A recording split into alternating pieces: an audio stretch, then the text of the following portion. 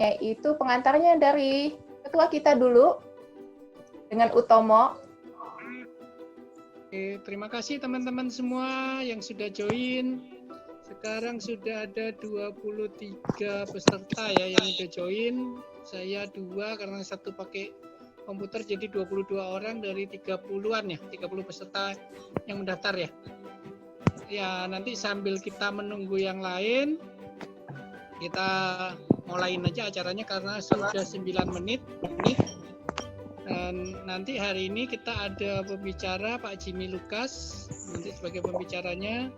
Nanti acaranya akan dibantu dengan Foni sebagai moderator.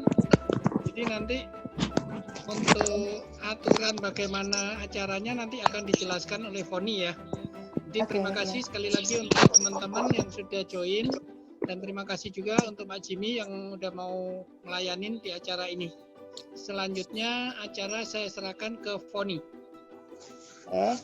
Nah, untuk di awal saya sebelum masuk ke Kojim perkenalannya, saya mau memperkenalkan satu narasumber dulu. Ini teman saya, yaitu Princess Desi. Mana? Tadi udah muncul. Halo. Halo Zi. Hai. Ah, udah ada Zi. Suaranya kecil ya sih ya? Oh ya, aku sudah Oke. Kedengeran nggak? Oke, udah ada kedengaran. Oke. Silakan Zi. Halo semuanya. Perkenalkan dirimu. Kenal ya. Aku panggil aja Z. Namanya agak alay, Princess KZ. Umurku sekarang 26, tinggal di Jakarta Selatan. Pendidikan terakhirku SMA. Sekarang kerjanya segala macam kerjaan, tapi fokus sekarang ada 3, digital marketing, penulis puisi, sama lagi entrepreneur kecil-kecilan. Hobinya menulis dan desain grafis. Kalau mau hubungin aku bisa lewat sosial media yang di situ ya. Terus di sini aku sih pengen ikut karena tertarik sama acaranya yang dikabarkan dengan Cifoni kepada aku itu tentang self development juga, supaya kita itu gimana bisa stay produktif di rumah, supaya karena aku tahu teman-temanku juga banyak yang selama di rumah aja malah nonton video konten-konten yang nggak jelas, yang nggak mendidik dan nggak produktif kayak gitu sih. Lanjut Cifon. Oke. Aku pengen ngajak semuanya sih untuk lebih mengembangkan diri, makanya aku ambil temanya di sini self development. Dan apa aja yang kita butuhin, di mana kita bisa cari, dan harganya tuh berapa sih yang harus kita keluarin, kayak gitu. Next. Apa sih self-development sih? Self-development kan menjadi pribadi yang lebih baik dalam segi habit atau dalam segi skill yang kita udah punya. Untuk aku sendiri sih, hal yang paling penting dalam memperbaiki diri itu motivasi atau niat ya. Sama dukungan, karena diri aku sendiri juga kalau misalnya udah niat tapi nggak ada yang dukung juga malas ngerjainnya. Misalnya gue mau diet nih, cuman karena nggak ada orang yang tahu ya gue mau makan coklat makan aja, cuman begitu ada temen tahu atau mamah tahu kita lagi diet, pas mau makan Indomie lo lagi diet kayak gitu. Makanya itu penting banget buat teman-teman semua untuk sharing ke orang-orang terdekat kayak gitu. Terus kalau kayak internet sama gadget itu sih kan udah semua orang punya ya sekarang. Dari internet dan gadget itu kita bisa lihat berbagai macam media. Yang aku sering pakai itu biasanya ada di slide selanjutnya nih. Nah ini, biasanya aku tuh ikut online course atau kursus online, seminar atau workshop. Kalau sekarang seminarnya yang kayak gini nih, yang diadain Cifoni kayak gini, sharing-sharing via online juga, via Zoom. Ada juga yang via Facebook. Website masing-masing, terus kadang aku belajar dari YouTube, baca-baca e-book, dan lain sebagainya.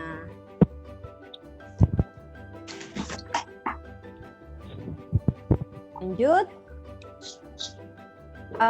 Berapa sih biaya yang dikeluarin? No need, nggak ada biaya sama sekali, yang penting punya internet aja sih, itu aja, paling biayanya biaya kuota.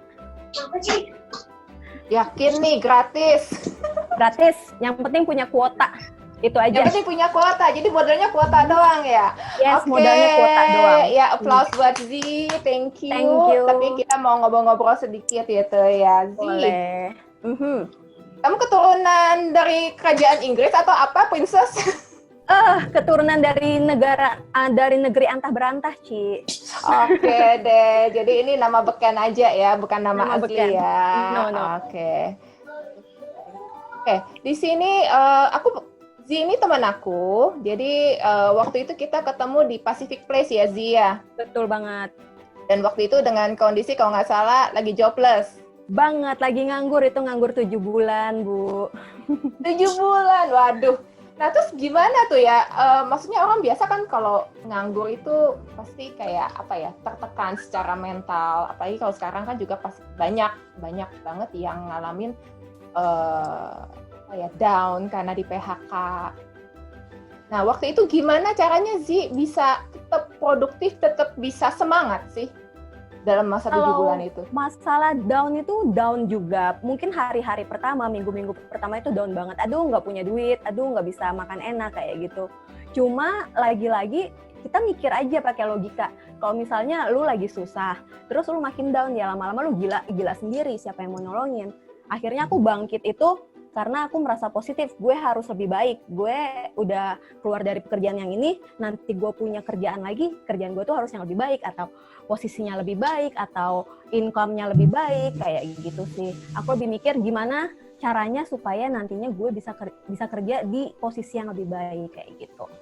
Oke, dan kesampaian nggak tuh setelah itu dapat yang lebih baik, lebih oke? Kesampaian banget dengan kerja keras. Ya, kalau nggak salah Zi dapat banyak sertifikat dari kursus online-nya ya. Sertifikat apa aja tuh Zi? Sertifikat kebanyakan dari Coursera.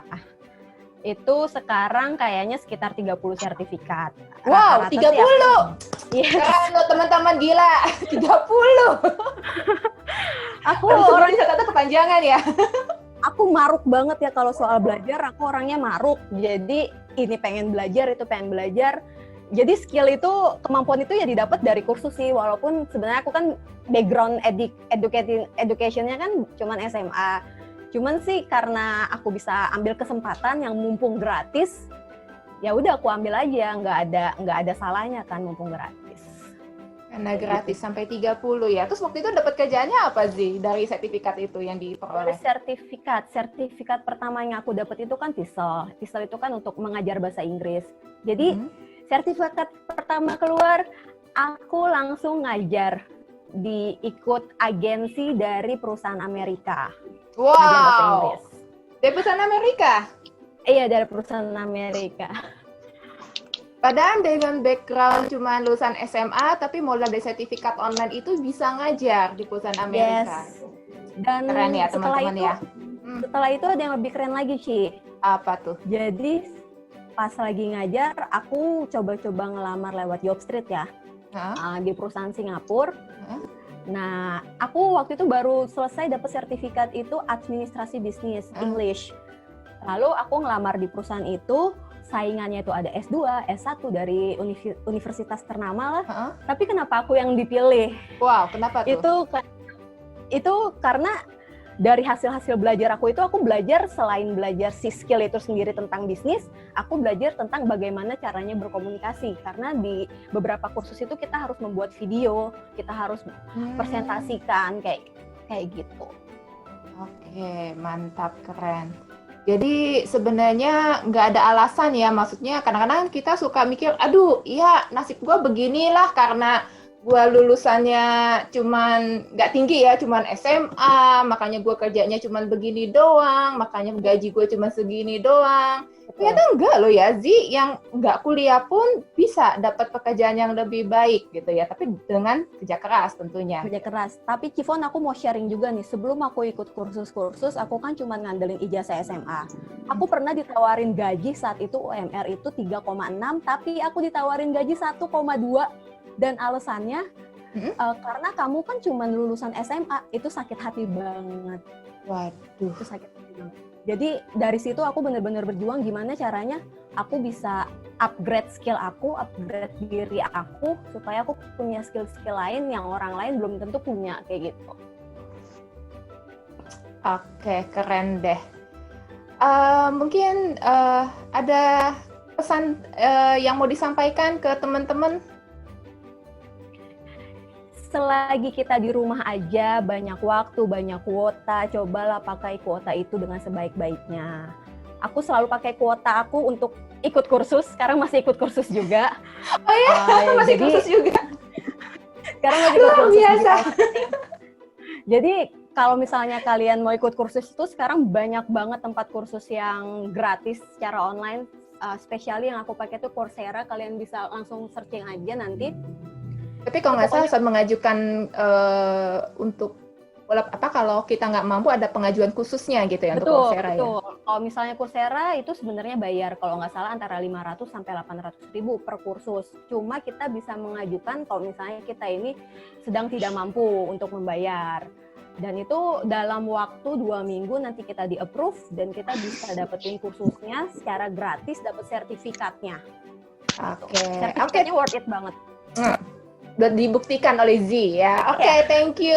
Applause buat Z. Sama, semoga bisa membuka kalian semua untuk lebih produktif. Dan menyemangati ya, apapun kondisinya nggak ada alasan, oh saya nggak kuliah tinggi terus nggak bisa ngapa-ngapain. Ternyata banyak peluang yang bisa digarap ya. Oke, mungkin ada yang lain yang mau nimpalin atau mau nanya? Ya. Oke,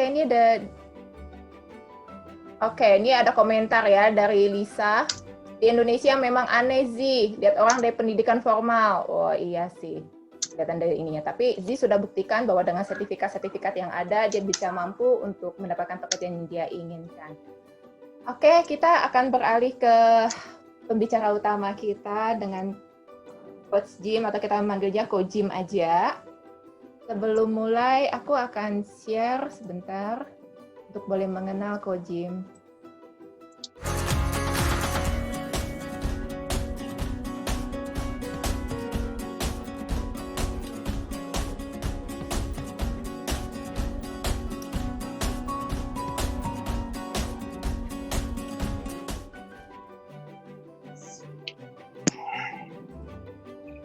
Ya, perkenalkan ini Coach Jim.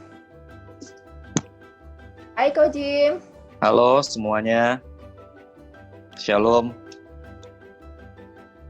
Assalamualaikum Zi.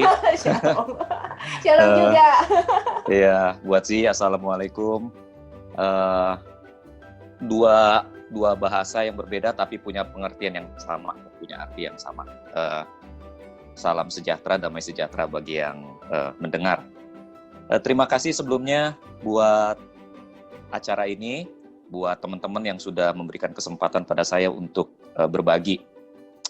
Teman-teman, jujur aja saya baru pertama kali nih ngomong di depan pakai Zoom begini ya. Jadi saya nggak tahu fasilitas-fasilitas apa aja yang bisa disediakan oleh Zoom. Kalau tadi Z kayaknya sangat terampil ya, menyediakan slide apa segala macam. Well, kayaknya ke depan saya harus belajar. Harus belajar seperti itu. belajar sama Z jadinya. Harus. Kan kita seusia ya, jadi jangan malu belajar sama yang seusia. Z sama saya kan seusia seumuran. Yang benar nih kok. Oke, baik. Saya nggak akan panjang lebar, cuma begini, teman-teman yang akan saya bagikan, yang akan saya sharingkan pada teman-teman saat ini adalah prinsip-prinsip yang saya hidupi. Prinsip-prinsip yang saya hidupi.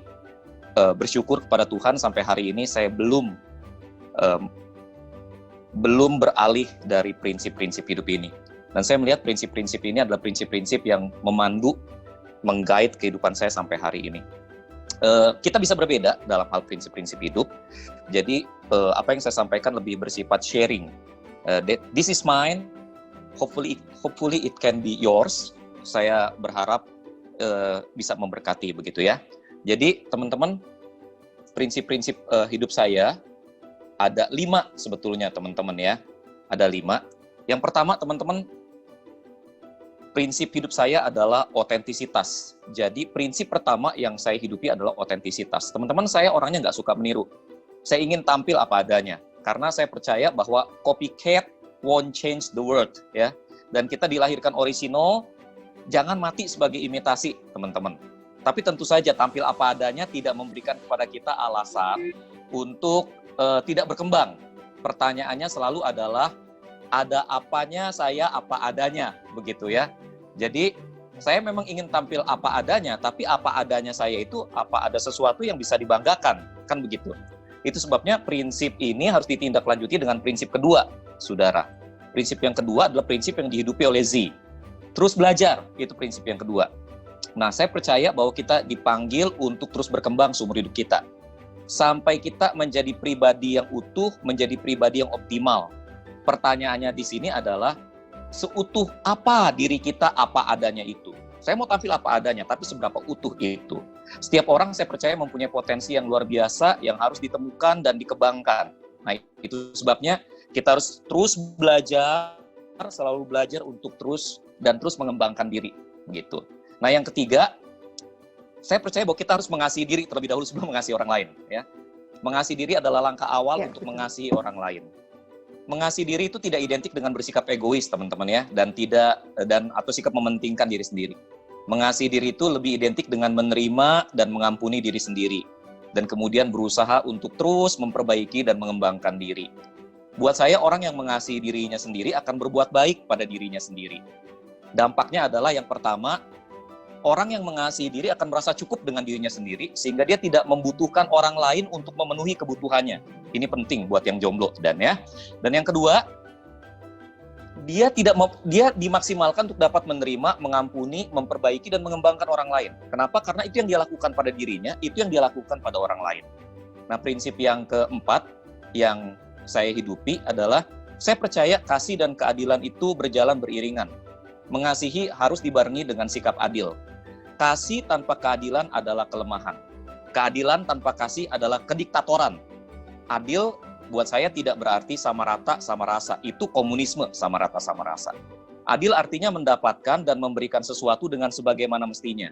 Jadi jika upah 1 jam kerja itu 50.000, maka bekerja 8 jam harus diupahi kurang lebih 400.000 begitu. Nah, buat saya ini keadilan. Di dalam keadilan, hukum dijalankan dengan tegas, seolah tidak tempat pada kasih. Namun menjalankan kasih tanpa keadilan juga tidak menunjukkan adanya kasih. Nah, buat saya, seorang ibu yang terus-menerus memberikan permen kepada anaknya tidak bisa disebut mengasihi anak itu. Ketika dia mengabaikan aspek keadilan di dalam hubungannya, maka sebetulnya si ibu gagal mengasihi. Tapi sebaliknya, teman-teman ya, jika dia terus-menerus menekankan keadilan di dalam hubungannya dengan sang anak, maka tidak akan ada kasih di sana. Jadi buat saya, kasih dan keadilan itu harus berjalan beriringan. Napas dulu saya. Nah, di dalam hubungan dengan pasangan, nah kalau kita nanti punya pasangan atau mau cari pasangan, prinsip ini jelas mempengaruhi ya, teman-teman ya. Orang yang terus meminta pasangannya untuk menerima dia apa adanya, terima gua apa adanya dong, ya, adalah orang yang tidak mengasihi pasangannya. Kenapa? Sebab orang ini tengah bersikap tidak adil pada pasangannya. Dia enggan meningkatkan kualitas diri, tapi menuntut diterima. Nah, buat saya ini lucu, gitu ya. Dengan kata lain, dia belum memberi yang terbaik, tapi sudah menuntut untuk diterima. Nah, buat saya, teman-teman, jika ingin agar kita bisa diterima apa adanya, maka kita harus memastikan bahwa kita sudah memberikan diri kita yang terbaik. Buat saya ini fair, buat saya ini adil, buat saya ini kasih, buat kedua belah pihak. Nah, sebaliknya, di titik ini nih, kasih dan keadilan, kasih menjadi semakin nyata. Artinya begini, jika kita melihat bahwa pasangan kita tidak berkembang atau tidak mencapai potensinya yang utuh, maka menerima dia apa adanya bukanlah tindakan kasih. Oke? Kalau kita melihat pasangan kita tidak berkembang, orang yang kita suka tidak berkembang, potensinya tidak tercapai, kita terima dia apa adanya, buat saya itu bukan tindakan kasih. Kasih mengharuskan kita untuk mendorong dan memfasilitasi pertumbuhan pasangan kita. Nah, ketika kita melakukan ini, kita melakukan keadilan buat pasangan kita. Di sini kita lihat lagi, teman-teman ya, kasih dan keadilan berjalan beriringan. Nah, itu prinsip yang keempat. Prinsip yang kelima, yang terakhir, teman-teman, I don't blame. My life is my responsibility. Things happen. Kita disakiti, kita dilukai, kita dirugikan, banyak terjadi ketidakadilan di dunia ini, tetapi my life is my responsibility. I will never blame. That is period. Not in my life, not in my family. Kenapa? Sebab once you blame, you said that your life is not your responsibility. Ketika kita lakukan itu, kita sebetulnya sedang berkata, I don't need to change. Because my life is not my responsibility, I don't need to change. Jadi teman-teman, buat saya, setidak adil apapun hidup, sesulit apapun, I don't blame. My life is my responsibility. If I don't like what I receive, if I don't like what I experience, it is my responsibility to change it, not others. Oke, itu 5 prinsip yang saya bisa bagikan buat teman-teman. Kalau ada pertanyaan, monggo. Atau pertanyaannya Foni mau dijawab dulu atau gimana? Tadi saya mungkin nimpalin dari apa yang Ko Jim ngomongin gitu ya, bahwa kita nggak boleh nyalahin siapapun, karena kan mungkin kadang-kadang nggak tahu ya, mungkin ada yang mungkin kepikiran, oh gue jomblo sampai saat ini ya karena gue tumbuh di keluarga yang nggak mendukung gue, ataupun mungkin karena gue disakitin sama mantan gue gitu, karena jadi gue trauma, atau mungkin karena ya Tuhan nggak adil juga sih, abis kasih muka gue nggak cakep, nggak ganteng gitu. Itu gimana kok? Aduh, saya kan punya YouTube channel tuh, Fonnya.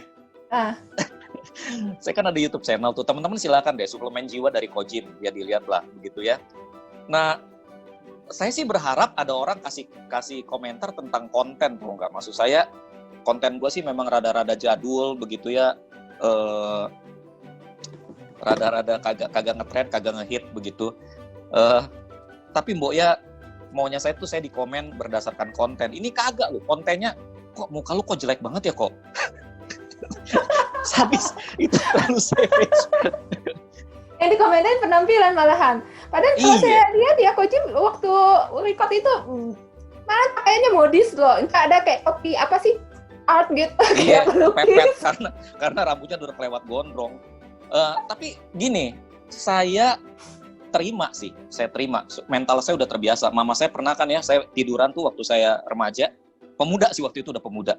Saya tiduran di paha mama saya elus-elus saya, begitu dia liatin muka saya, tiba-tiba dia ngomong begini, Jim, anak gua 4, kenapa muka lu yang paling jelek ya?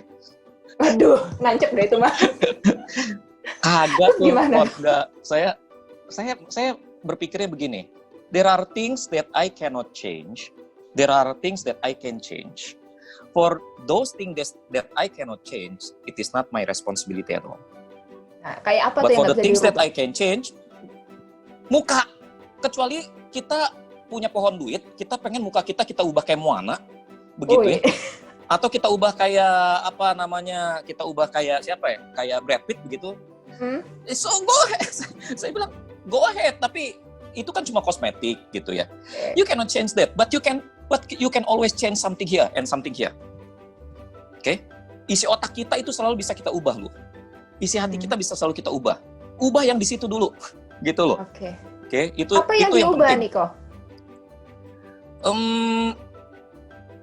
Gini ya, Fon ya. Saya jelas saya tidak akan munafik bahwa kita memang ya sebisa kita mengubah penampilan, harus dong, ya nggak? Iya. Karena sekali lagi buat saya, filosofi dasarnya adalah saya ingin tampil otentik, tetapi saya ingin otentisitas saya adalah otentisitas yang optimal. Remember this, it is not maximal, it is not maximum, it is optimum. Ada beda, gitu ya. Gimana Optimum bedanya? itu potensi terbaik sampai puncak. Itu titik akhir. Maksimal itu terbaik dengan segala pengorbanan, tetapi it doesn't necessarily selalu ke yang paling akhir. Jadi saya bisa mengupayakan maksimal, tapi mungkin saya belum sampai titik akhirnya. Begitu loh. Oke, jadi optimal itu udah yang lebih di atas daripada maksimal.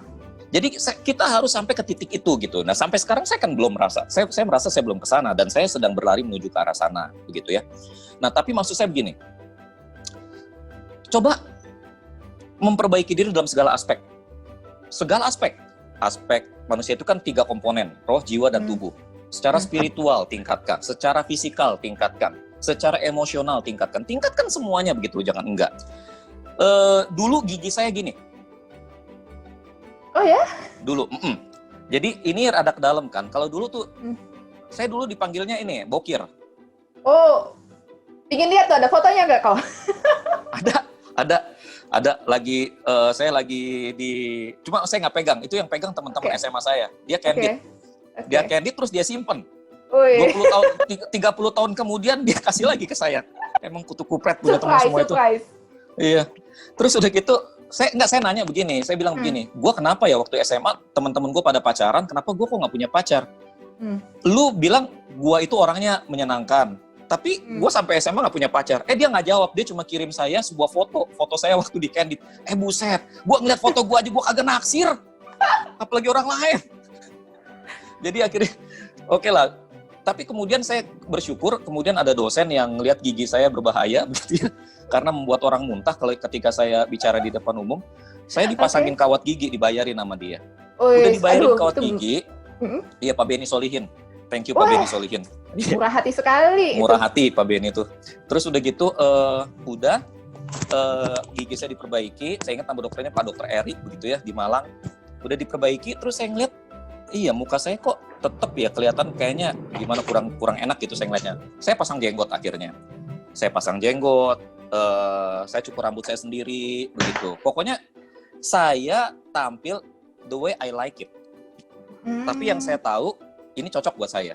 Ada orang-orang yang nggak suka gue punya jenggot. It's okay lah. Kan jenggot gue bukan jenggot lu. Kalau jenggot lu nggak suka sih nggak apa-apa. Kalau jenggot gue kan gue harus suka. Iya kan? Tapi maksud saya gini, ya, saya berusaha untuk tampil dengan identitas yang saya punya. Saya terus tingkatkan penampilan saya seperti itu. Oke. Jadi terus semua aspek. Ko Jim ngomongin masalah gigi, saya jadi inget diri saya sendiri, Ko Jim. Saya iya, siap ya. Kamu tuh. Ya, ini teman-teman. Ini jeda waktunya mungkin ada 10 tahun. Ini saya pertama gigi Foni yang saya lihat ini. Ya, gigi saya memang depannya itu nggak rata, karena apalagi waktu tumbuh geraham belakang, itu dari waktu kecil sih memang udah nggak rata, tapi nggak separah ini. Nah, waktu tumbuh geraham belakang, itu mendorong gigi yang di depan-depan, sehingga tambah berantakan. Nah, jadilah ini gitu. Plus saya juga jerawatannya parah. Nah, ini kan kelihatan jerawatannya kan? Betul. Dan ini masih better sebenarnya kalau nggak difoto ya lebih merah lagi. Oke, ini ya teman-teman, maaf kalau melihat saya cantik sudah di close ya karena saya sudah berkeluarga. Inilah pria beruntung yang sudah menikahi saya. Senyum tuh yang menikah tuh. Nah, bisa dilihat ya setelah saya menikah, ya gigi saya sudah rata karena saya menjalani saya cabut 4 gigi, dicabut dan dirapihin. Terus juga jerawat saya sudah bersih. Ya ini juga perjuangan untuk bersihin dari jerawat karena muka saya itu gampang jerawatan. Ya, ceritanya nanti panjang lagi lah. Terus saya juga belajar make up. Ya. Jadi kalau dulu teman saya suka ngomong, teman saya kan si Julia itu suka ngomong, "Pon, lu coba dong dipakein alis." Gue bilangnya, gue sibuk, kerjaan gue banyak, pelayanan gue banyak, nggak ada waktu, mendingan gue ngurusin yang lain daripada gue harus dandan, gitu kan. Tapi ya waktu mengubah juga gitu. Satu mungkin tuntutan kerjaan, tapi yang kedua yaitu spirit. Gue mau upgrade diri, gue mau menjadi lebih baik, lebih cantik. Jadi gue belajar bikin alis. Yang awalnya susah setengah mati, sekarang cuman paling butuh sekitar 2-3 menit udah jadi nggak butuh waktu terlalu lama, jadi gue nggak ngabisin waktu lama-lama untuk bikin alis, belajar bikin pakai eyeshadow, bulu mata palsu.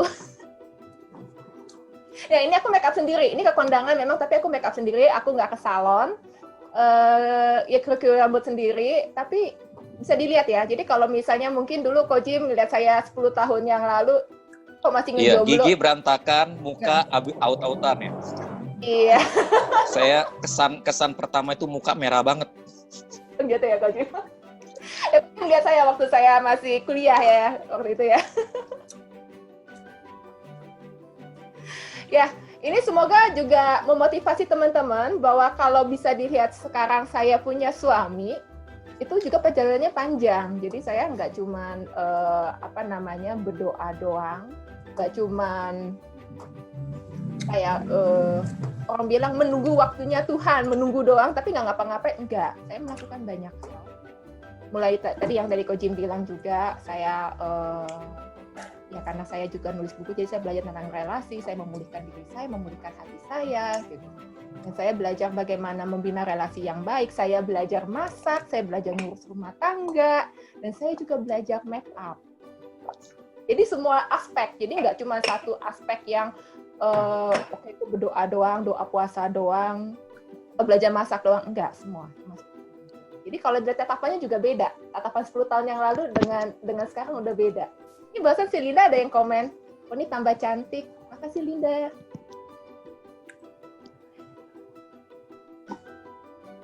Iya, oke. Teman-teman ada yang mau nanya nggak? Coba aku lihat di list ya. Ini mungkin dari Edilim.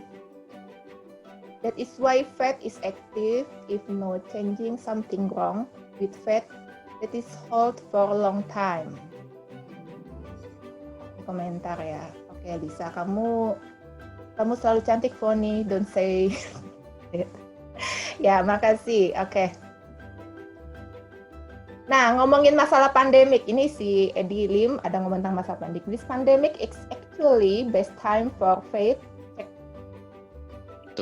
Faith check ya, memeriksa iman, not just health check, bukan cuman masalah kesehatan yang harus dicek. Because health problem are caused by lack of knowledge, lack of faith, basically. Oke, Ko Jim mau komentarin masalah ini? Ya, ini juga ada pertanyaan yang kamu berikan yang waktu itu ya, Pon ya. COVID-19 katanya akan bertahan sampai 1-2 tahun ke depan, sampai ketemu vaksinnya. Sedangkan saat ini saja kondisi sudah sulit. Bagaimana kita bisa menemukan pengharapan dan iman di tengah semua situasi yang tidak menentu ini? Buat saya, ini kembali ke prinsip ketiga ya, mengasihi diri sendiri. Orang yang mengasihi diri sendiri itu tahu kebutuhannya. Nah sekali lagi manusia itu kan terdiri dari 3 komponen, roh, jiwa, dan tubuh. Sama dan ketiga-tiganya butuh sesuatu untuk bertahan hidup begitu maksudnya. Jadi tubuh membutuhkan makanan untuk bertahan hidup, jiwa membutuhkan kedamaian, sukacita untuk bisa tetap sane, sementara roh membutuhkan Tuhan. Nah di dalam disiplin ilmu yang saya pelajari, holistic life coaching, itu meditasi adalah salah satu cara yang paling salah satu cara efektif untuk kemudian menghadapi situasi yang saat ini sedang kita hadapi. Nah, buat saya meditasi saat teduh, momen di mana kita berhubungan dengan Tuhan adalah sebuah momen di mana kita sebetulnya sedang memberi makan jiwa kita, memberi makan roh kita. Memberi makan roh kita sehingga kemudian roh kita memiliki cukup kekuatan untuk menghadapi situasi seperti ini. Perlu iman untuk berhubungan dengan Allah, perlu iman untuk menerima janji Allah, tetapi di saat yang bersamaan iman menumbuhkan iman. Itu sebabnya kitab suci berkata dari iman kepada iman. Dan di dalam iman ada pengharapan. Sebab ketika kita mengimani sesuatu, kita berharap apa yang kita imani menjadi kenyataan. Jadi saya setuju dengan tadi teman yang bilang this is about a faith check. Ini cek kita punya iman. Apakah kita melatih iman kita atau enggak? Begitu. Itu sih yang buat saya di tengah situasi seperti ini belajar untuk melatih iman, terus belajar untuk melatih iman. Tapi jujur ya, ini faith check saya setuju nih. Saya setuju banget. Kenapa? Karena sebetulnya ya kalau kita selama masa-masa tenang nggak pernah melatih iman kita, di momen kayak begini kita ngelihat kualitas iman kita yang sebetulnya bagus atau kropos, gitu loh. Jadi kalau di tengah-tengah situasi seperti ini kita ngelihat bahwa iman kita kropos, oke, jadiin momen ini untuk melatih iman. Terus berharap, terus beriman, terus berharap, terus beriman. Ini latihan yang baik. Oke, mungkin dari Edi Lim ada yang ingin disampaikan atau yang ingin ditanyakan, bisa langsung sudah di-unmute.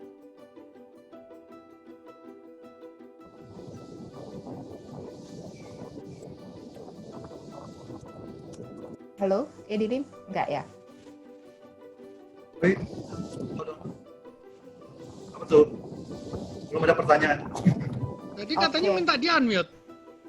Enggak. Hah? Oke. Unmute kan? Oh, unmute. Udah unmute ya? Boleh ya? Udah.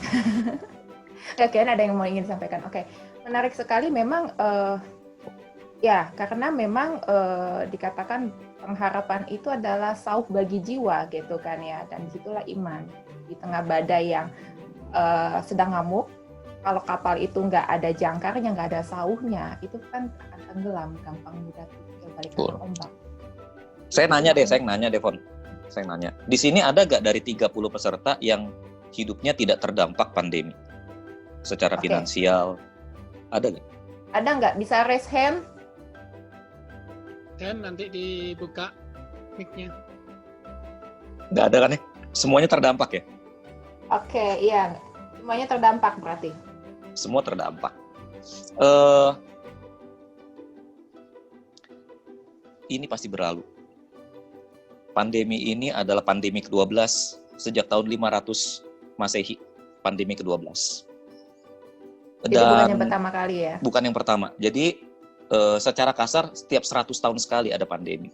Secara kasar hitungannya. Ini berlalu. Menyerah untuk sesuatu yang kita tahu akan berlalu adalah sebuah tindakan yang konyol. Terus berharap, teman-teman. Terus berharap. After all, hope is the only one that we have. Terus berharap. Jadi harapkan sesuatu yang baik terjadi. Terus optimis. Terus optimis. Oke, lanjut lagi kok. Kalau ini pandemik yang sekarang semua juga berdampak ya, cari makan juga lebih sulit gitu. Terus ada yang gajinya kena potong sekian persen, bahkan ada yang kena PHK. Nah, ekonomi sulit aja begini, terus gimana ceritanya gue mau nikah gitu loh. Kalau nanti nikah, siapa yang ngadirin? Terus gue caranya bagaimana? Gimana itu kok? Emang udah dapat jodohnya? Mau nikah? Kadang-kadang ke ujungnya kayaknya udah hopeless duluan gitu. Enggak, saya sih gini ya. Saya sih selalu prinsipnya gini. Bagus juga sih jangan nikah dulu. Oh gitu. Kenapa tuh? Jadi gini, buat saya pertanyaannya adalah gini. Teman-teman kan udah banyak teman-teman yang membujang, begitu ya, masih bujangan sampai saat ini. Terus kita pengen nikah. Pertanyaannya adalah kenapa mau nikah? Emang kenapa sih? Emang sepenting itu ya nikah ya? Ada yang mau jawab?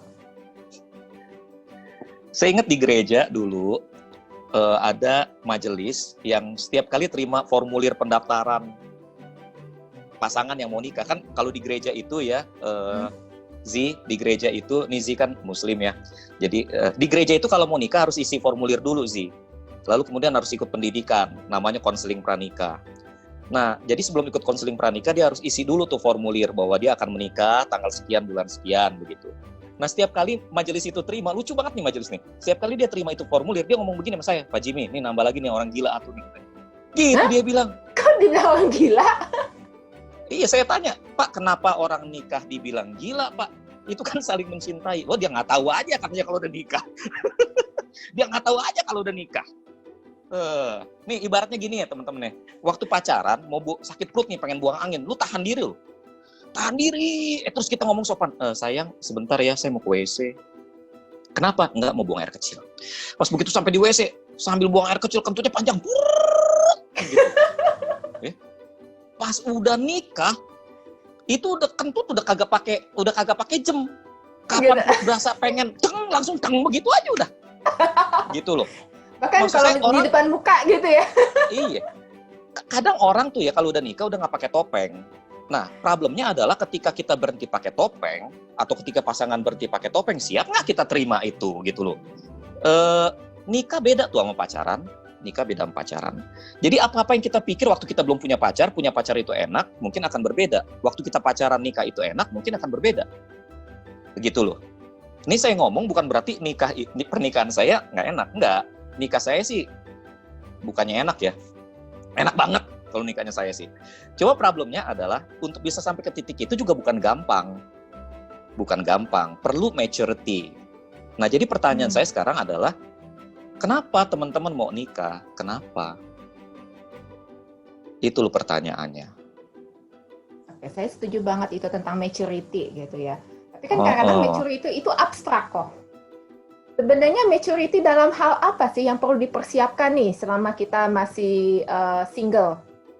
Maturity seperti apa sih? Gini deh, if you cannot love yourself, you are not mature enough. Jadi If you dimulai cannot dari forgive mencintai diri yourself. sendiri. Yes. If you cannot forgive yourself, you are not mature enough. If you cannot forgive your past, then you are not mature enough. Kalau kita begitu keras pada diri kita sendiri, pertanyaannya, apakah kita akan lembut pada orang lain? Jika kita nggak bisa mengampuni diri kita sendiri, apakah kita akan dengan mudah mengampuni orang lain? Aduh, nikah itu gesekan keras, brothers, sisters, nikah itu gesekan keras. Jadi, di dalam pernikahan justru terbuka kesempatan yang besar untuk saling menyakiti. Kalau nggak saling mengampuni, terus mau ngapain? Mau bacok-bacokan?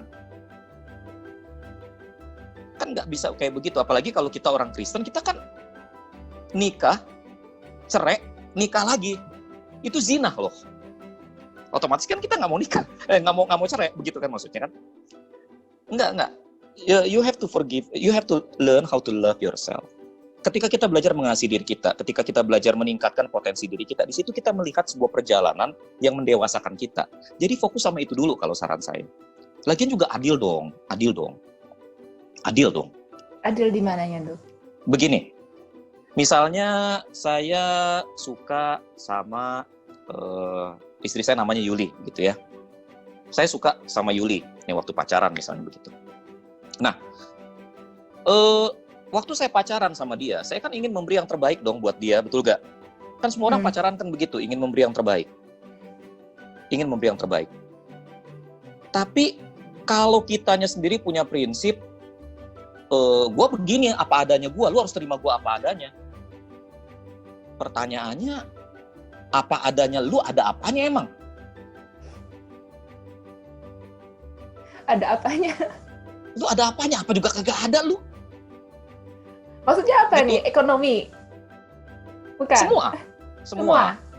Secara karakter. Saya bukan tipe orang yang percaya miskin itu biar miskin asal bahagia. Enggak, lu nggak pernah miskin. Kalau pernah miskin, nggak ngomong begitu, sorry gitu loh. Ya, saya pernah tinggal di rumah gubuk ukuran 3x6 setengah tembok setengah bilik. Waduh. Saya pernah jadi pemulung, saya pernah jadi pengrajin kerupuk opak, saya pernah jadi kernet. Saya tahu miskin itu tidak menyenangkan. Saya tahu. Di mana menyenangkan, di mana bahagianya kalau kita melihat orang yang kita kasih sakit, terus kita nggak bisa biayai dia ke rumah sakit. Omong kosong. Oke? Jadi jangan force others to accept you for who you are. If you cannot give them the best of you. Buat saya itu keadilan. Kalau kita sayang dia, kita kasih dia yang terbaik, yang kita bisa, yang kita punya. Jangan nyerah. Gitu sih. Jadi pertama, fokusnya ke diri kita sendiri dulu, bagaimana kita mencintai diri kita sendiri, bagaimana kita mengampuni masa lalu kita juga, yang kadang-kadang, dan juga mengampuni orang-orang yang mungkin, yang kadang kita merasa bahwa, oh gue begini gara-gara dia, gitu ya, kita ampuni juga itu juga ya.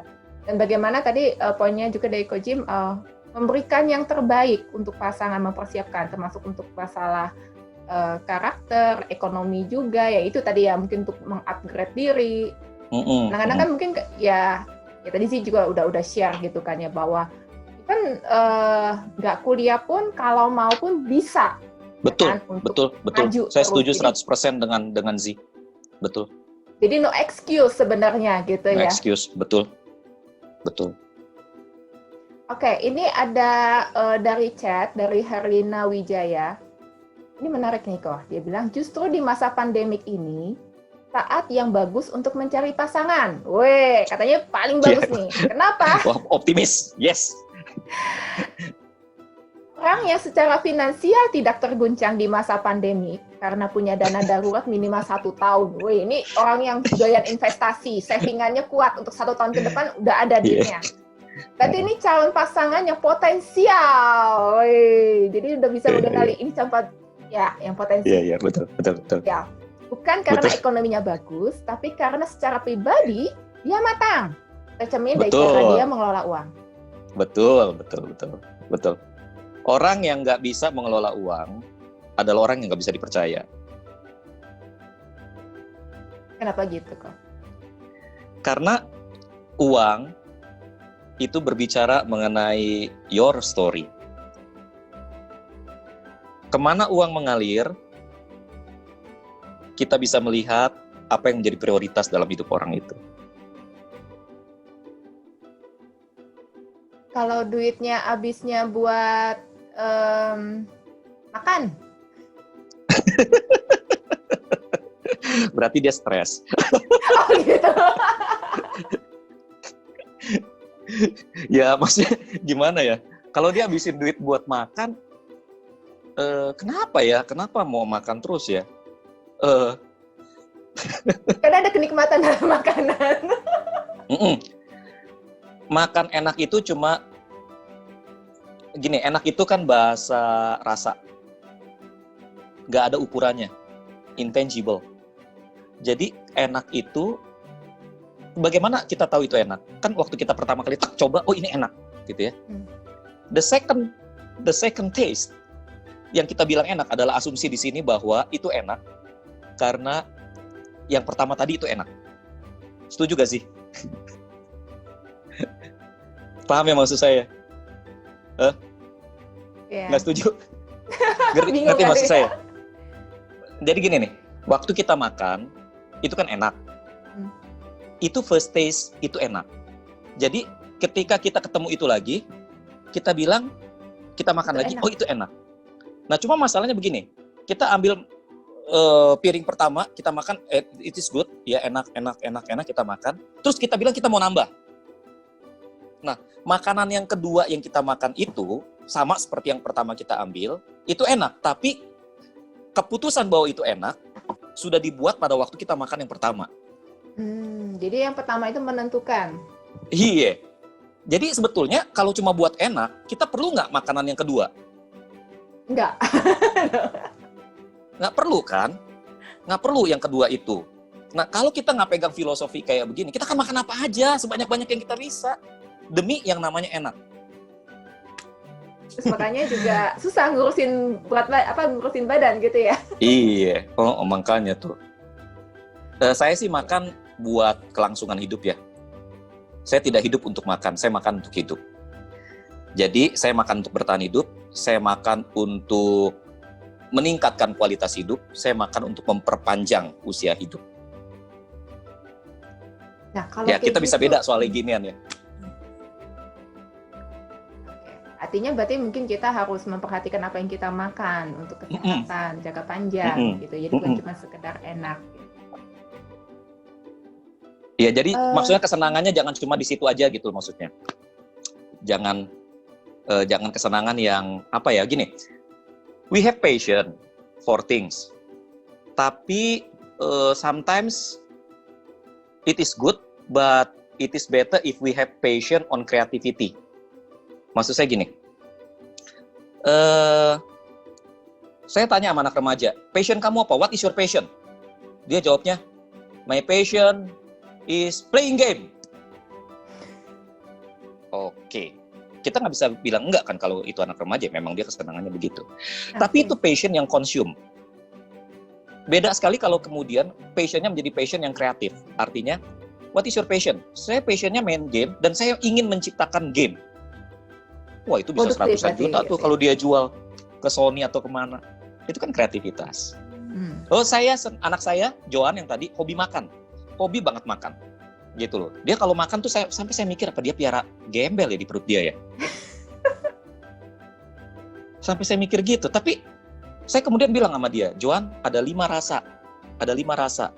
Pahit, asem, manis, gurih, asin. Kamu waktu makan kamu coba rasa itu di mulut kamu. Nah udah kamu rasain, kamu ngerti, kamu bisa bedain. Kamu bisa punya peluang jadi food blogger. Itu ngomong duit tuh. Oke. Iya nanti Anti Filia bisa bantu. Wih, Filia disebut. Ya gitu, Iya. itu maksud saya perbedaan antara passion pada things that we consume dengan passion untuk yang sifatnya kreatif. Kejar ke situ. Karena dari passion itu kita sebenarnya juga bisa menghasilkan uang ya, Ko ya. Harusnya sih. Dan bisa juga mungkin di tengah pandemik ini kita harus pintar-pintar untuk melihat peluang apa yang bisa kita lakukan. Ketika satu pintu tertutup, mungkin misalnya dari pekerjaan udah pintunya tertutup ya kayak gitu, PHK atau apapun, mungkin kita harus mencari alternatif lain yang bisa kita kerjakan. Betul. Dan Betul. tapi apakah alternatif itu selalu hubungan dengan passion? Aduh, passion nggak memberi kamu makan deh. Kenapa tuh nggak memberikan makan? Karena, contoh gini, kita harus gini, adalah indah kalau kita bisa kerja sesuai dengan passion kita. Yang kayak tadi ya, kita suka game, terus kita bisa membuat game sendiri untuk dijual gitu. Adalah indah kalau kita bisa kerja sesuai dengan passion kita, indah banget gitu. Dan kerja sesuai dengan passion membuat pekerjaan itu jadi tidak membosankan dan tidak membebani. Ya kan? Tapi when you get married, your first priority adalah support your family. Tanggung Nah, jawab. contoh begini. Saya seorang holistic life coach. Sebagai seorang holistic life coach, saya bisa meng-coaching range-nya mulai dari fisik sampai spiritual. Nah, untuk masalah fisik, saya menolong orang untuk mendapatkan berat badan ideal. Salah satu metode yang saya gunakan adalah dengan menggunakan Muay Thai. Oke. Saya dapat lumayan dari coaching, melangsingkan orang. Saya dapat lumayan. Bersyukur pada coaching bisa Tuhan. melangsingkan orang ya, kok ya baru tahu. Ya, coaching yang ini, itu yang namanya CTI, Certified Tactics Instructor, dan CMTFI, Certified Muay Thai Fitness Instructor. Jadi, saya memang meng-coaching di situ, menurunkan berat badan begitu, dan dapat duit kan dari situ. Pandemi, mantap dah ceritanya. Orang udah nggak ada lagi tuh yang datang ke dojo saya, nggak ada lagi yang datang ke gymnya saya. Saya otomatis jadi unemployed. Now what should I do? Ya kan? Martial art, bela diri itu my passion. I've been doing it for... Tadi gambarnya tadi itu ya? Iya, itu for almost 30 years. Oke. IP man. My passion. Tapi kan nggak kasih makan. Saya nggak drop saya punya passion, tapi saya tahu bahwa obligasi saya adalah untuk survive dan to support my family. Makanya di momen kayak begini, teman-teman ya, belajar dari Z. Karena sebetulnya yang kita jual itu knowledge. Semakin banyak knowledge kita, semakin banyak amunisi kita untuk bertahan hidup. Jadi bukan cuma masalah uang ya, Ko ya, tapi knowledge. Masalahnya uang. Ujungnya duit juga gitu. Ujungnya duit. But how can you get money if you don't have anything to sell? Good point. Dalam hidup ini, lu mau namanya pegawai, lu mau namanya wirausaha, lu tuh lagi main-main, lu lagi jual beli. Sebagai karyawan, Anda menjual waktu Anda, menjual knowledge Anda. Oke, sebagai entrepreneur Anda melakukan hal yang sama, bedanya Anda punya bos yang satu, yang lain bosnya lebih banyak. Entrepreneur itu bukan nggak punya bos, bosnya banyak. Tanya Filia kalau nggak percaya. Bosnya banyak, semua yang beli sama dia semuanya bos. Ya bos, betul bos, ya kan? Pergi ke ke Mangga Besar, ke Mangga 2, beli baju, semuanya manggil kita bos. Ayo bos, silakan bos. Bajunya bos, cari yang apa bos? Kita jadi bos mendadak, walaupun kita datangnya naik angkot. Begitu. Jadi maksud saya gini, kita tuh jual beli, semakin banyak yang kita bisa perdagangkan, semakin banyak sumber penghasilan kita. Nah, teman-teman mungkin berkata begini, kita nggak ada waktu, omong kosong. Waktu itu adalah sesuatu yang kita bisa manage. Kita punya 24 jam. Oke, itu hitungan kasar. Sebetulnya kita cuma punya 23,50 sekian jam sebetulnya. Tapi kita pukul rata. 24 jam. 24 jam, kalau kita orang normal, kita pakai 8 jam buat tidur. Sisanya 16 jam. Oke? Kalau kita orang kantoran, 8 jam itu kita pakai buat kerja. Betul gak? Itu kalau kita bener-bener kerja loh. Sebetulnya di kantor kan kita nggak bener-bener kerja. Ayo. Masa sih kok? Kayak gimana? Ya. Kita kerja, terus kita ngobrol 15 menit, ya nggak? Terus nanya ini hanya di sini, begitu kan ya? Ya kalau di total sih nggak 8 jam kerja. Tapi anyway, kita bilang itu 8 jam kerja. Masih sisa 8 jam nggak? Nah itu 8 jam mau ngapain? Macet di jalan kok. Macet di jalan, ada tape nggak? Ada USB nggak? Bisa sambil dengerin nggak materi? Iya, betul. Gitu loh. Betul kan? Itu kan waktu yang bisa kita gunakan buat belajar. Kalaupun naik angkot masih ada handphone, ada headset, masih bisa dengerin. Masih ada. Jangan hidup kayak kartu kredit.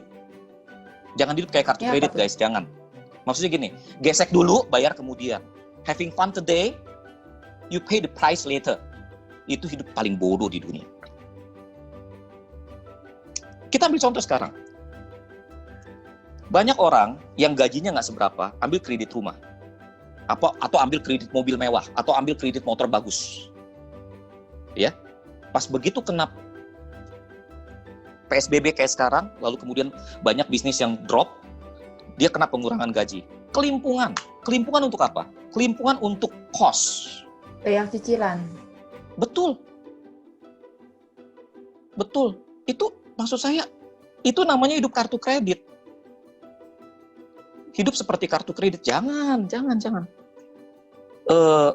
Habiskan waktu dan uang pada diri sendiri. Itu investasi yang paling bagus. Setelah kita punya investasi di dalam diri, baru kita bisa investasi. Investasi yang bagus di mana kemudian? Pada saham, trading, asuransi. You have that. Save yourself. Save your family. Tapi invest dulu pada diri sendiri. You have to have the knowledge. Dan itu yang paling hakiki dan itu nggak hilang gitu kan? Karena ada pada dalam diri kita gitu ya. Betul. Knowledge itu sendiri. Termasuk juga karakter ya kok ya. Karena kan bagaimanapun juga karakter kita yang menentukan kita bertahan atau enggak gitu kan. Mungkin ada yang bilang kan orang bisa mencapai sukses mungkin dengan kerja keras, tetapi hanya karakter yang bisa membuat dia bertahan.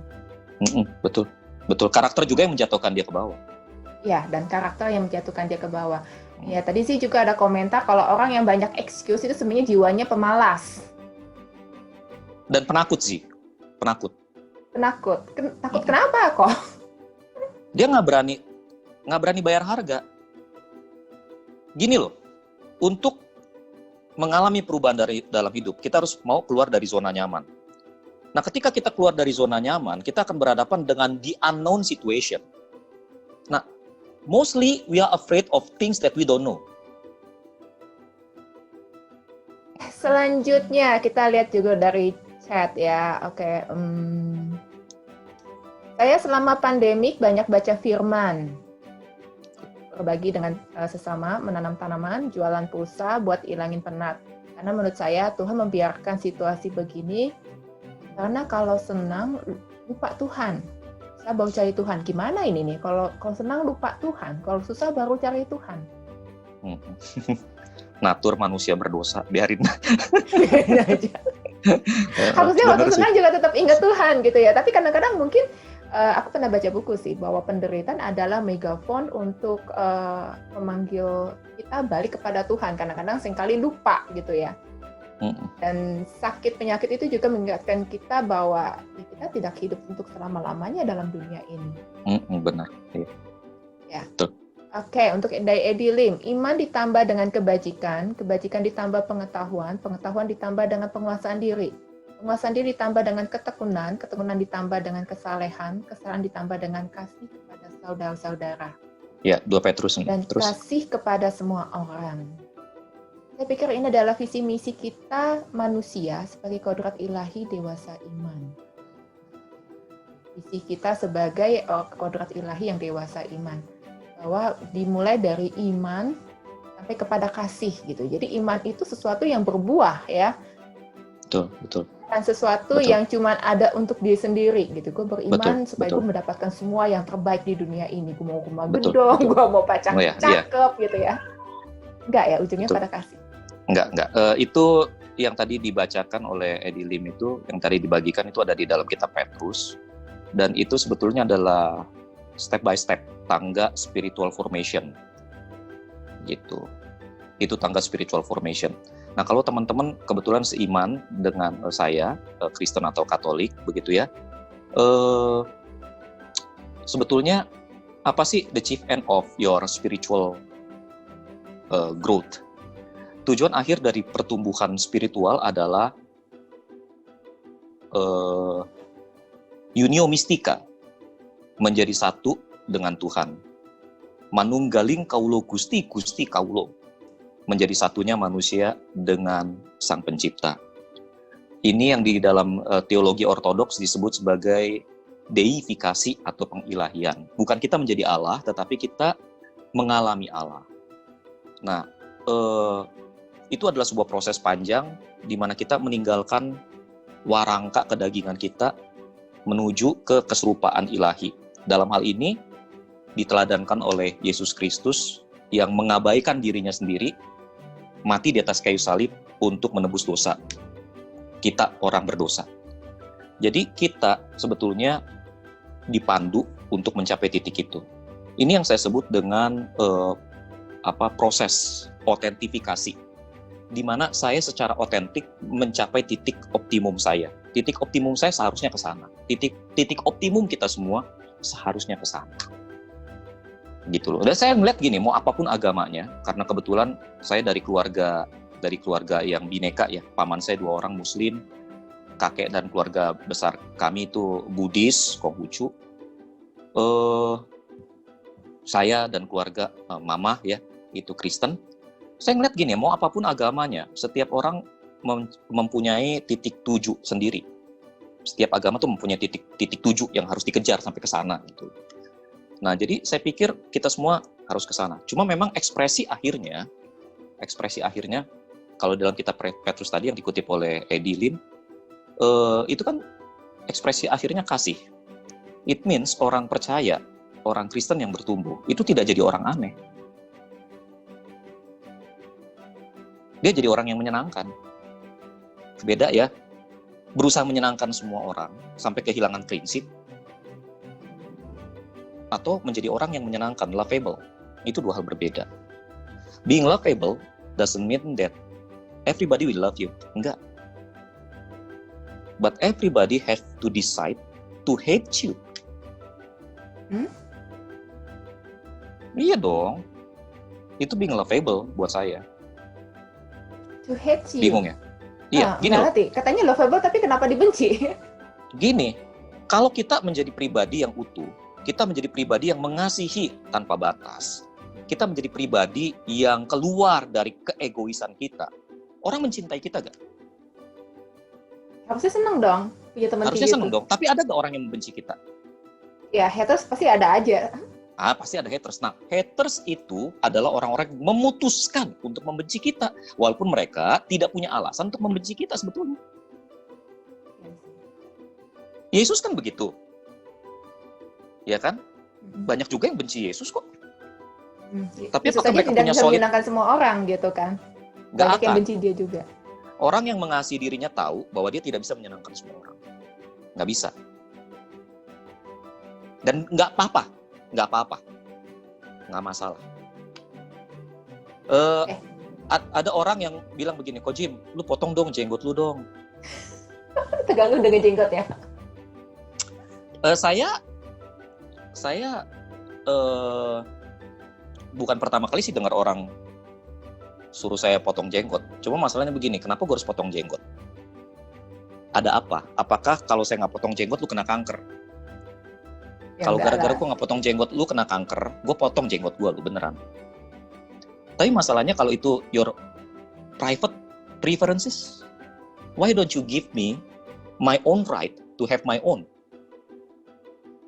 preferences? Kenapa enggak? Kenapa kamu begitu egois? Hanya demi sesuatu yang kamu suka. Kamu ngomong hal yang nggak prinsip buat saya.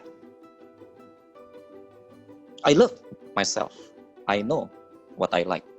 I know what is right, what is wrong. Oke, kalau orang yang mengasihi dirinya nggak perlu nggak merasa perlu menyenangkan orang lain untuk hal-hal yang tidak signifikan. Untuk hal yang tidak signifikan. Nah, kalau misalnya kita Mm-mm. terapkan dengan gimana sih jadi single yang lovable? Kan kita mau jadi single yang lovable gitu ya. Jadi gimana? Apakah kita juga dengan prinsip gue prinsipnya gini nih, memang berantakan. Itu yang tadi saya bilang, mestinya kan adil ya. Mestinya kan adil.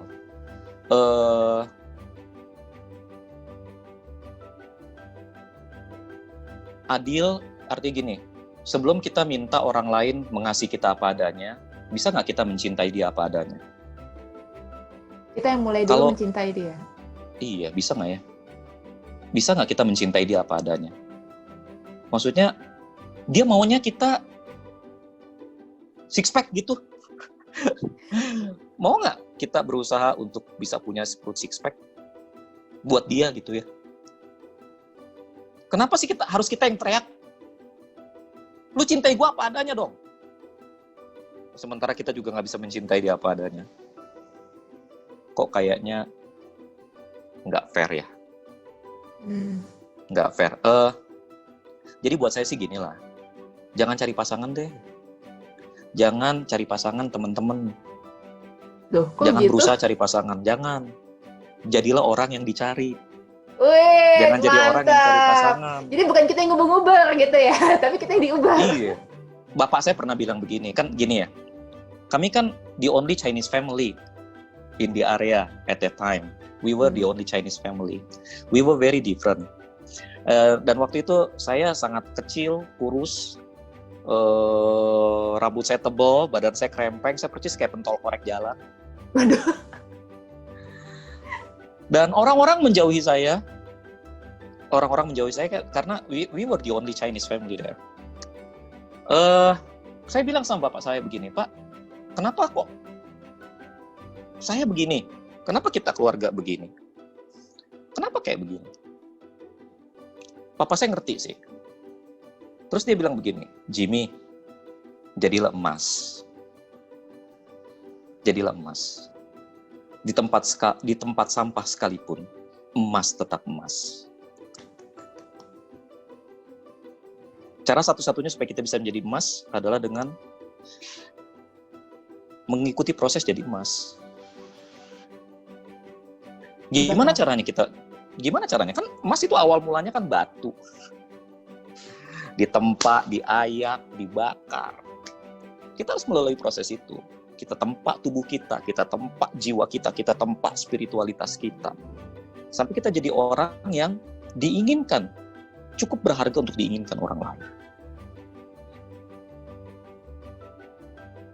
Ya, sorry ngomong ya teman-teman ya, sorry ya. Sorry. Nih, kita terapkan prinsip firman, jangan tersinggung ya. Minta maaf ya teman-teman, jangan tersinggung, minta maaf.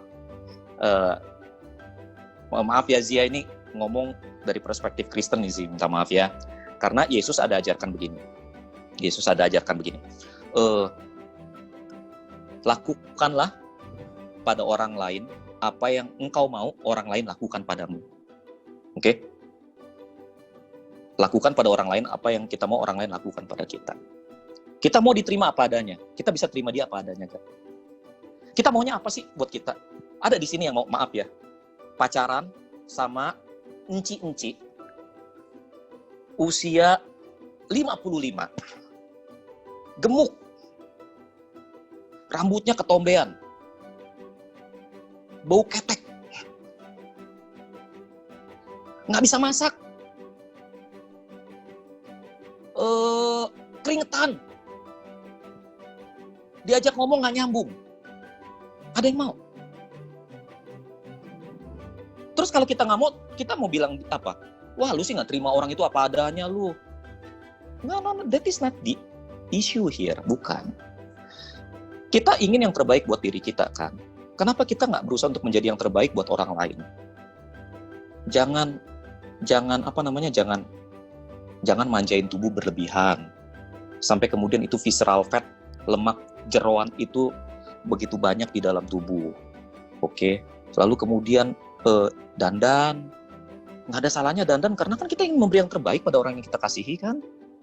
Gitu loh.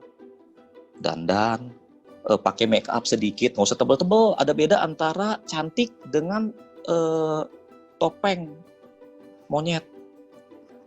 Ada beda. Ada beda gitu loh, ada beda. Cantik itu jadi juga jangan gini nih, jangan ngomong gini. Kan yang penting cantik dalamnya kok Jimmy. Iya, Yang kan penting bilang cantik gitu, yang dalamnya. penting inner beauty. Yang luar itu Inner kan beauty. akan Gua memudar. nggak tahu inner beauty lu. Kita baru ketemu, baru lihat. Orang gua lihat aja udah kagak resep. Gimana gua bisa tahu inner beauty-nya lu? Jadi maksudnya Gua ngeliat pintu lunya dulu, pintu baru masuknya gua aja ngeliat lunya belum. resep.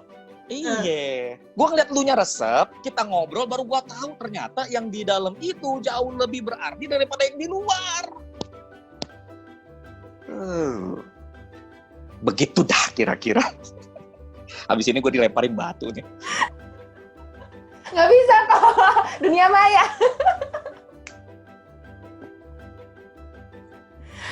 Iya, karena saya juga mengingat sih waktu saya dari remaja, waktu saya kuliah gitu juga, saya tumbuh di lingkungan yang ngajarin bahwa kalau make up itu salah, berdosa gitu loh ya, kayak jadi cewek yang nggak bener gitu. Dan karena yang lebih penting adalah inner beauty, bukan sesuatu yang di luar gitu. Jadi saya kalau pakai lipstik walaupun ambilan cantik, saya merasa berdosa gitu loh kok. Ya gini deh, Fon. Yang saya jualkan nih program online. Online dalam 3 bulan kita bisa menurunkan berat badan secara signifikan. Oke, program online tanpa suplemen. Bukannya nggak boleh kalau mau pakai suplemen. Saya memberi diri untuk konsultasi mengenai suplemennya. Tapi basically it is all about workout. It is all about tentang how to manage your diet. Saya buka harga 300.000 per bulan, berarti 900.000 untuk satu paket. Bukan uang besar. Oke, cuma 900.000 dibanding dengan suplemen yang harganya 15,8 juta. Untuk hasil yang sama. Oke ya. Sekarang pertanyaannya begini, ada gak orang yang mau beli program itu dari seorang coach tersertifikasi yang gemuk, bergerak dikit ngos-ngosan? Ada yang mau beli nggak? Enggak. Nggak ada yang mau beli kan? Begitu gitu kan. Iya. Nah terus udah gitu, saya mau marah. Lu ya pada goblok semua lu kagak tahu program bagus lu. Bego lu. Nih gua punya program bagus, lu kagak tahu aja. Bukan dia yang bego. Bukan dia yang bodoh, bukan customernya bodoh. Justru customernya pinter gara-gara ngeliat lu penampilan kagak ngejual. Kan begitu. Gini loh, maybe it is not fair. But first of all, you're not fair to yourself. Itu yang pertama. Yang kedua, dunia beroperasi dengan cara seperti itu, men. Dunia beroperasi dengan cara seperti itu. Whether you like it or not, you take it. Take it or leave it. Dunia kan butuhnya kayak gitu. Z, SMA. Siapa mau pakai orang SMA? Nggak ada SMA. Sebisanya diteken. Kalau perlu gaji 500.000 sebulan. Betul gak sih?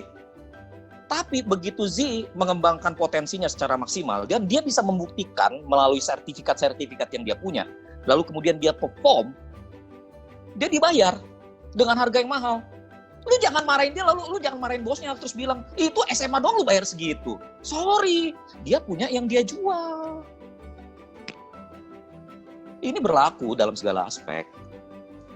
Grow up. Dunia kayak gitu, terima aja. Gitu loh. Habis ini kayaknya gue ditimpukin lagi nih kayaknya.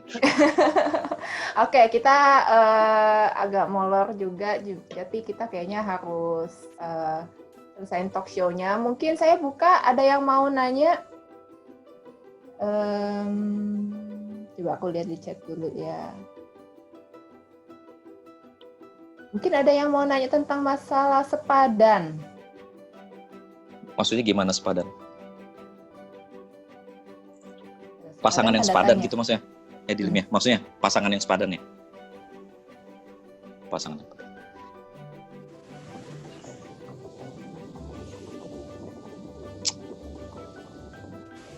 Oke.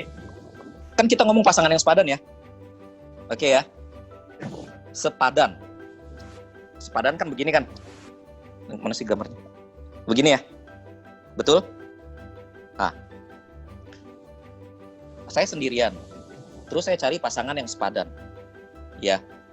Sekarang pertanyaannya, bagaimana saya tahu si A sepadan dengan saya? Jawabannya, kita tidak akan pernah tahu apakah si A sepadan dengan saya jika saya sebagai tolak ukurnya tidak jelas. Jadi harus dari kita sendiri, mengenal diri kita sendiri dulu. Iya. Nah gini ya, ada 2 teori yang saya mau bagi sama teman-teman supaya teman-teman paham nih mengenai yang sepadan itu kayak apa. Ini dari perspektif saya, kita boleh beda ya. Tapi dari perspektif Kristen sih, yang namanya sepadan itu artinya seiman. Itu dulu tuh, seiman. Kata seiman ini aja blur banget, brother. Blur banget. Di sini ada yang Katolik, betul gak? Di sini ada yang Kristen, Protestan, tapi ada yang karismatik juga kan? Nah, terus kemudian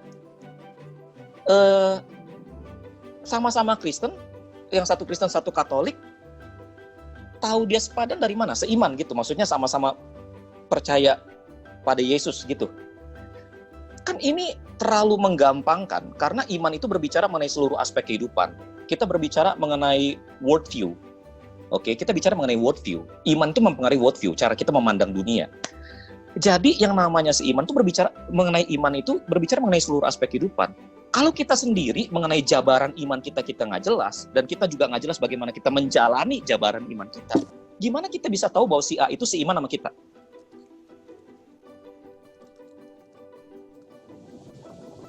Sampai sini teman-teman paham nggak? Maksudnya bisa menerima nggak? Jadi buat saya, seiman itu artinya, maksudnya sepadan itu artinya dia sebanding dengan saya. Berarti sayanya yang jadi tolak ukur, sayanya. Nah kalau sayanya nggak jelas, sayanya nggak pernah bertumbuh, sayanya nggak pernah tahu tujuan hidup saya apa, bagaimana kita tahu si A itu sepadan atau nggak buat kita? Contoh lagi, teori yang kedua. Perempuan itu jalani hidup, itu selalu menuju puncak. Jadi perempuan itu kecenderungannya menumpuk pengalaman. Jadi keinginannya itu mencapai titik puncak. Jadi buat perempuan itu perjalanan seharusnya menuju ke atas. Nah, laki-laki itu up and down. Ya. Jadi laki-laki itu bicara mengenai dalam hidup ini saya mau mencapai apa? Udah mencapai ini, dia turun lagi, dia udah mencapai ini, dia merasa udah turun, lalu dia udah mencapai itu, terus dia turun, dia mau naik lagi. Gitu, up and down. Nah, dengan kata lain lelaki harus selalu punya tujuan dalam hidupnya. Masalahnya adalah semakin immature, semakin tidak dewasa, maka tujuan yang mau dicapai juga semakin immature, gitu maksudnya. Contoh misalnya gini, tanya sama anak SMA, lu mau kuliah di mana? Bingung jawabnya. Kuliahnya salah-salah akhirnya pilihnya. Oke? Tanya sama anak yang kuliah, abis ini lu mau apa? Bingung. Dia akhirnya asal pilih kerja. Oke? Tapi tanya sama anak SMA yang lain misalnya, kamu abis ini mau kuliah apa? Oh, saya mau kuliah pertanian. Oke? Udah dia kuliah pertanian, tanya, kamu mau apa? Oh, saya mau jadi menteri pertanian, misalnya begitu. Kalau di titik A, si Amir kagak jelas apa yang harus dia capai di titik B. Sementara dalam perjalanan kemudian dia menemukan apa yang harus dia capai dalam titik B. Dan di dalam perjalanan dia ketemu sama si, sebut aja namanya si Siti. Oke? Dia ketemu sama si Siti, di dalam ketidakjelasan mengenai tujuan dia ketemu sama Siti. Siti menemani dia dengan setia. Lalu kemudian dia berjalan menuju titik tujuan yang dia mau capai. Tiba-tiba dia akan mendapati, seiring dengan proses kan dia tambah dewasa. Tiba-tiba dia mendapati bahwa Siti ternyata tidak sepadan sama dia. Ditinggal gak Siti? Terus salahnya Siti? Enggak, masalahnya si Amirnya nggak cukup mature sebelumnya, tapi udah keburu pacaran. Jadi maksud saya, temukan dulu dong diri kita ini, maunya apa, tujuannya apa, harus jadi apa, mengejar ke sana. Begitu udah dapet, kita udah dapat gambaran besar, minimal kita udah dapat gambaran besar, baru deh kita bisa dapat pasangan yang kita tahu akan mendukung kita ke sana. Itu namanya sepadan. Oke. Kita karena udah jam segini gitu ya, kayak kita untuk masalah talk show-nya kita close dulu karena kita akan nanti masuk ke acara kopdar. Ya saya kasih ke Kojim 2-3 kalimat pemungkas gitu loh. Untuk para single di sini gimana supaya keep positif during pandemic? Ya, yang pertama terus belajar, ya. Terus belajar, teman-teman, jangan pernah berhenti belajar terus, ya. Karena belajar itu kan menolong kita menjadi pribadi yang lebih kaya, menolong kita menjadi pribadi yang lebih baik. Proses belajar itu sendiri kan mendewasakan. Jadi ya belajar. Itu yang pertama. Yang kedua, berhenti mencari.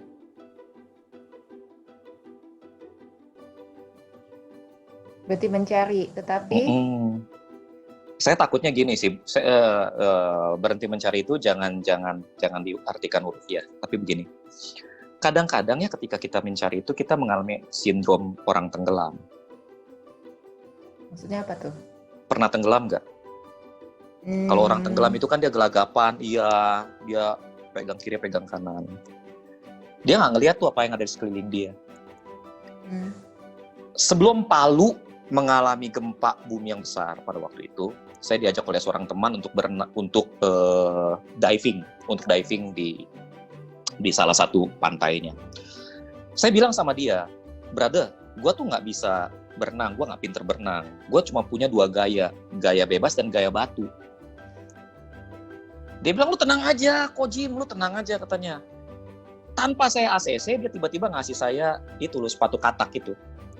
Terus udah gitu saya dibawa ke pinggir pantai, lalu kemudian singkat cerita saya masuk ke dalam laut, saya berenang di dalamnya. Terus udah gitu saya ngeliat lautnya begitu indah. Cuma ada satu yang teman itu lupa ngomong. Apa? Kurang ajar dia tuh.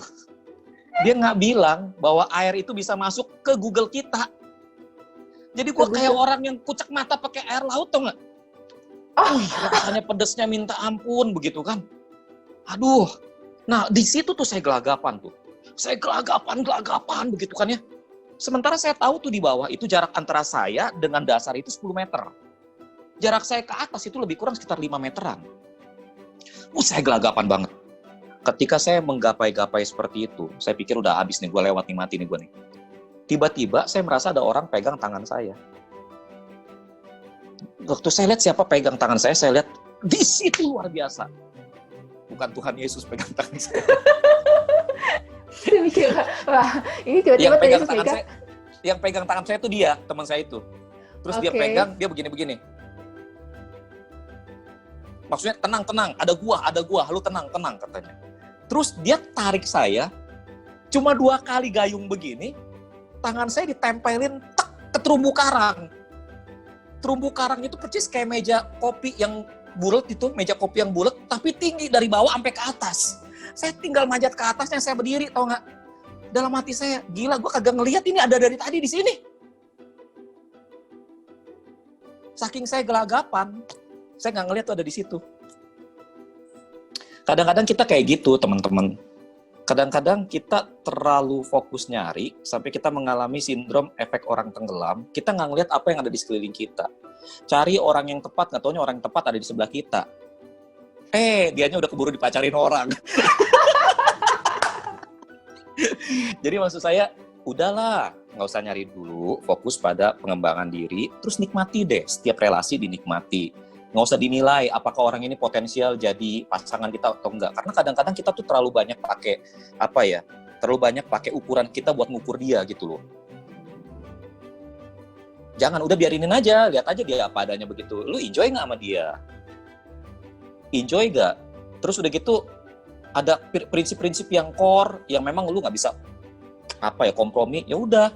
Jangan kompromi memang, tapi kan hubungannya bisa tetap dinikmati, bukan nggak usah dipacari, apalagi dinikahi, tapi kan tetap harus ditemani, kan begitu.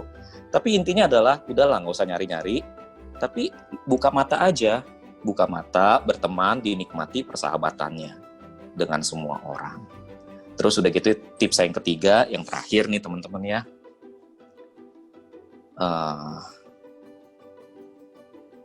DO.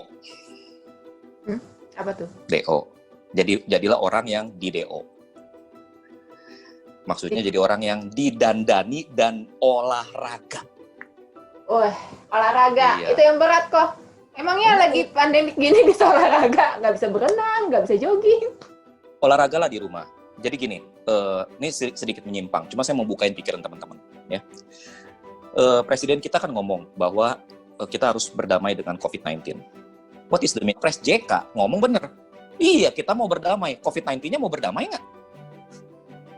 Dengan kata lain, COVID-19-nya itu akan tetap ada di situ, men. Dia tetap jadi bahaya laten buat kita. Dan kita tahu bahwa belum ada obat buat COVID-19. Mereka yang survive adalah mereka yang punya daya imun yang baik. Itu sebabnya kita harus berolahraga, karena olahraga adalah salah satu cara untuk untuk meningkatkan daya imun. Jadi sekarang ini yang namanya olahraga adalah new normal. If you don't like to exercise, you have to exercise now. No excuse.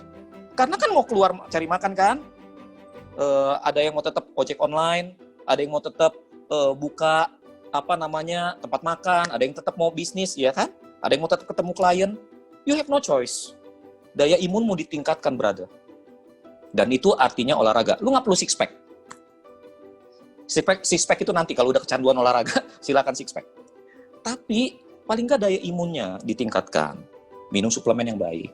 Jadi coba lihat ya, kalau cewek atau cowok yang ngelihat ini laki ini nih, cewek misalnya gitu, laki ini pinter lu, jaga diri dia aja pinter jaga diri, masa gua nggak dijagain? Ya ilah. Iya.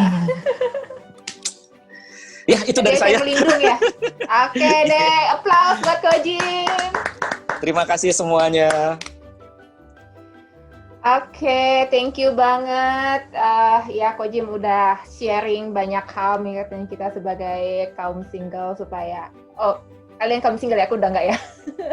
Ya, supaya untuk tetap positif, mengembangkan diri, terutama juga, yaitu ya, balik lagi ke bagaimana kita juga love ourselves, ya kan, kita mengoptimalkan apa yang menjadi karena dan tetap optimis karena yang tadi Ko Jim bilang juga bahwa pandemi ini juga akan berakhir, jadi jangan menyerah untuk sesuatu yang akan tetap memiliki iman berjalan bersama dengan. Thank you juga pada Z. Thank you pada Z. Oh iya, thank you juga buat Z untuk sharingnya yang menyemangati kita dengan 30 sertifikatnya itu luar biasa. Gue sertifikat cuma ada 3 kayaknya. Dia 10 kali lipat. Dia 30. Gue yang lain nggak lulus maksudnya karena saking sibuknya nggak dilanjutin, tapi sempat aku menyelesaikan, ada dapat 3 sertifikat gitu. Tapi Z luar biasa. Oke. Thank you Z buat waktunya udah join. Selamat berbuka puasa juga ya. Oke, kita lanjutkan untuk Kopdar online kita.